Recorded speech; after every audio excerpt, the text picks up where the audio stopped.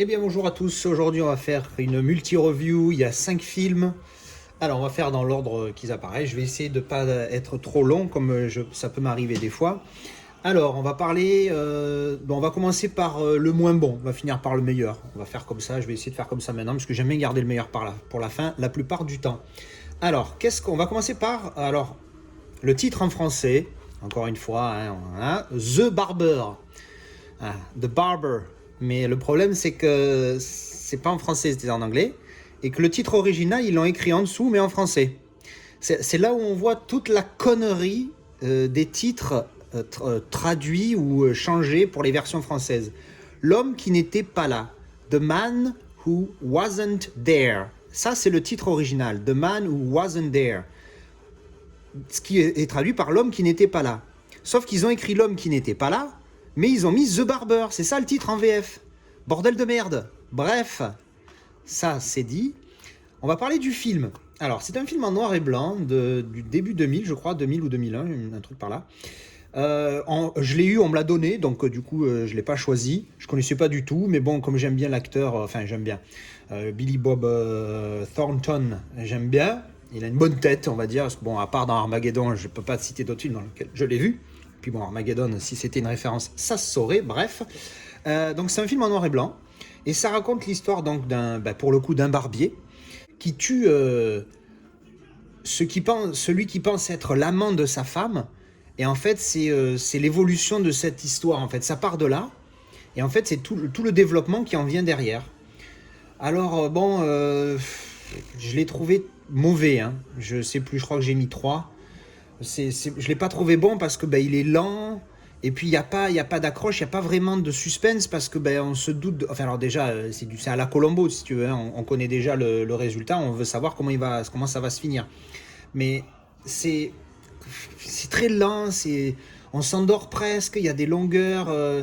C'est pas spécialement bien joué. Enfin, c'est particulier. Enfin, moi, j'ai pas aimé. Donc, bon, je sais pas. Voilà, bon après chacun fait son avis, je suis peut-être pas le client de ce genre de film, mais bon, allez voir le plot sur IMDb ou Allociné ou n'importe où vous allez voir vos plots, bref. Donc en noir et blanc, donc ça me choque plus maintenant, je suis habitué. L'avantage c'est que c'est full screen, donc il est pas en 1,78, je crois qu'il est en 1,85, ce qui est déjà pas mal, ça prend quasiment tout l'écran. Et propre, hein, aucun problème là-dessus. Donc voilà, donc bon ça c'était... The Man Who Wasn't There et non pas The Fucking Barber. Bon, on va l'enlever parce que ça m'énerve les titres qui sont pourris comme ça. Alors ensuite, Capricorn One. Alors, le titre en VF, il me semble que c'est pareil. Hein. Donc je vous l'avais présenté quand je l'avais reçu. Donc c'est l'histoire en fait. Donc le début du film, c'est des astronautes. Donc on est en 1900. Le film est de 1977. Hein. On est en 1977 et c'est des astronautes américains, hein, pour pas changer, 3 astronautes américains qui vont partir pour leur première mission sur Mars. Seulement au moment du décollage, genre 5 minutes avant, il y a un mec qui arrive, qui ouvre le sas ou la trappe, je sais pas comment on appelle ça, et qui leur dit sortez vite, c'est une urgence. Et les mecs ils disent te fous de ma gueule, on est en train de partir pour Mars, tu nous dis de sortir, qu'est-ce qui se passe et tout. Bon, il insiste et tous les mecs sortent, on voit la fusée qui décolle, qu'est-ce qui se passe?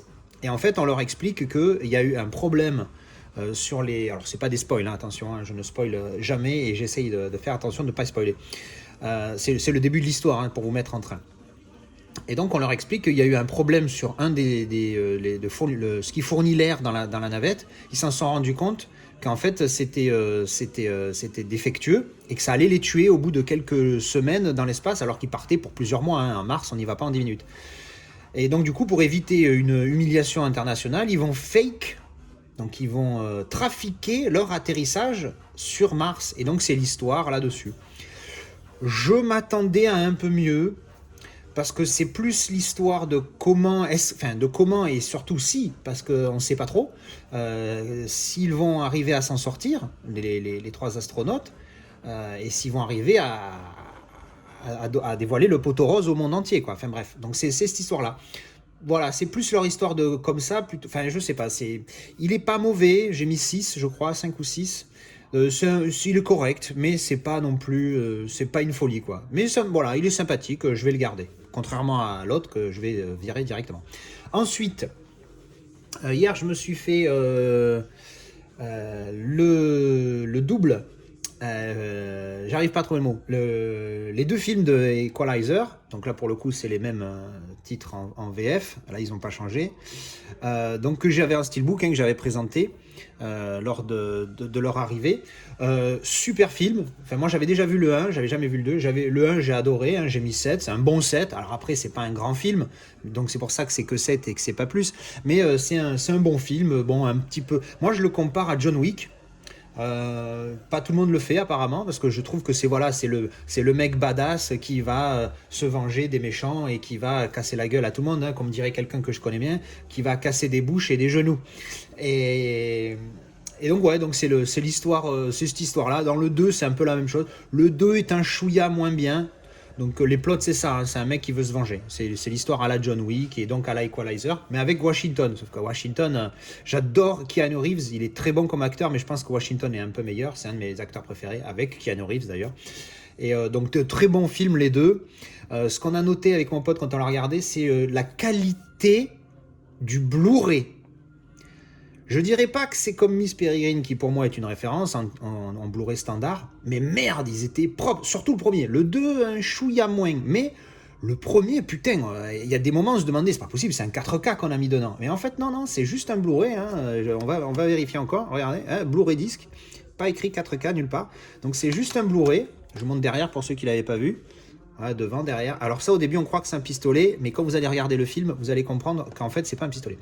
Et le 2, il est vraiment pas mal, je trouve, le 2. Et vous allez comprendre aussi pourquoi le dessin comme ça, en regardant le film, devant, derrière, il est vraiment pas... Demain, ils sont pas cassés le cul, c'est tout rouge. Vraiment, des bons films que j'ai beaucoup appréciés. Et les deux, en tout cas, alors, c'est Sony Pictures, c'est Columbia.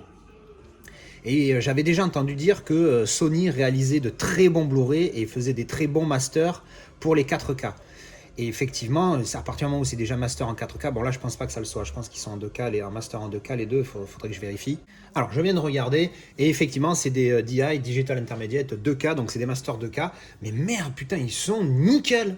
Ils sont superbes, il y a quasiment pas de défauts. Comme j'ai dit, le 2, on a remarqué un petit peu plus de grains par-ci par-là, mais vraiment très peu, quoi. C'est vraiment très propre. Hein. Et donc ça se confirme de ce que j'avais déjà entendu de plusieurs youtubeurs. Les masters de Sony, Sony nous propose vraiment de bonne qualité de films. Et faudra que maintenant je vais essayer de faire attention de voir. Je me demande d'ailleurs Mortal Engine, qui est d'ailleurs maintenant ma référence, si c'est pas un Columbia par hasard, faudra que je vérifie. Bon là, je ferai ça éventuellement, j'en parlerai dans une autre vidéo. Mais oui, effectivement, ça se confirme par rapport à ce que j'avais entendu. Sony fait de très bons masters, pardon. Donc les Equalizer en 2K, franchement, hein, là, le 4K. Alors j'ai vu des fois, j'ai fait la remarque en regardant les films, c'est vrai qu'il y a par moments, j'ai vu des scènes où je me suis dit, effectivement, là, je pense que le 4K amènerait un plus. Donc oui, je pense qu'un 4K pourrait être mieux. Mais bon, s'il est remasterisé en 4K, parce qu'il est en DI 2K, donc bon... Un upscale en 4K c'est jamais exceptionnel, mais vraiment le Blu-ray est nickel quoi. Donc même si vous trouvez le Blu-ray à 1€, 2€, 3€, ça suffit amplement. Ils sont vraiment magnifiques, ils sont très très beaux.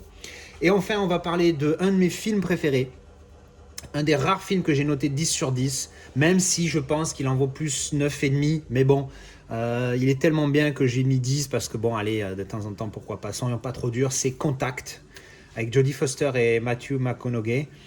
J'adore les films de l'espace et puis voilà, c'est ce contact éventuel avec une vie extraterrestre, je trouve ça exceptionnel. Pour ceux qui connaissent pas le film, grosso modo, Jodie Foster joue une scientifique qui écoute l'espace à la recherche de bruit, de son et de communication avec une vie extraterrestre.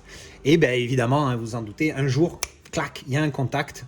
D'où le titre, et ça part de là. Et franchement, le développement du film, je le trouve vraiment pas mal. C'est pas un grand film, hein, il a 7,5 sur IMDb. Voilà, c'est juste que moi, personnellement, voilà, c'est un de mes préférés, 10 sur 10. Il n'y en a pas beaucoup hein, j'ai mis 10 sur 10. Il y a évidemment Das Boat, Terminator 2, Contact. Je ne me rappelle plus les deux ou trois autres. J'ai la trilogie La 7ème Compagnie, parce que bon, quand même, hein, La 7ème Compagnie, les gars.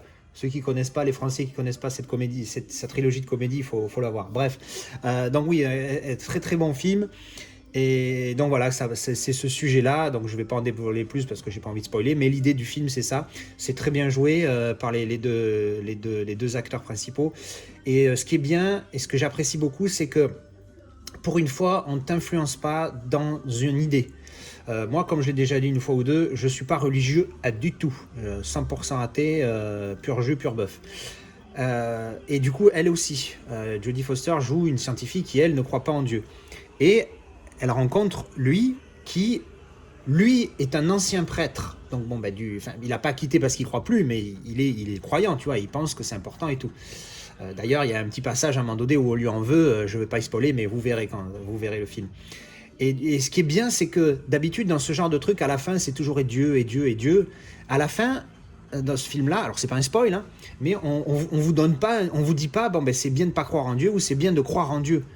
On vous laisse le choix. C'est-à-dire qu'à la fin, elle change pas d'avis. Ça, c'est un spoil, mais c'est un spoil mignon, ça change pas toute l'histoire. Hein.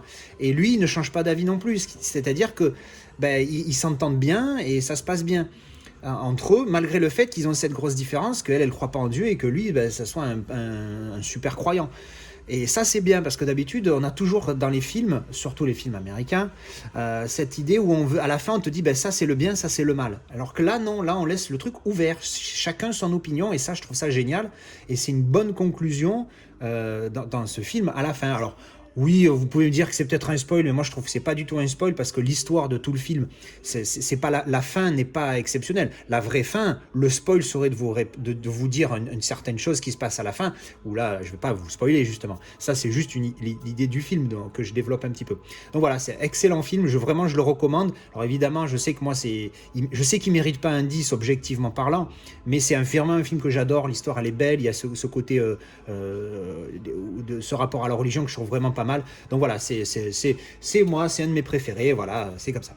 Donc voilà, donc ça c'était la multi-review de ces 4 films. Merci d'avoir regardé, j'espère que ça vous a plu.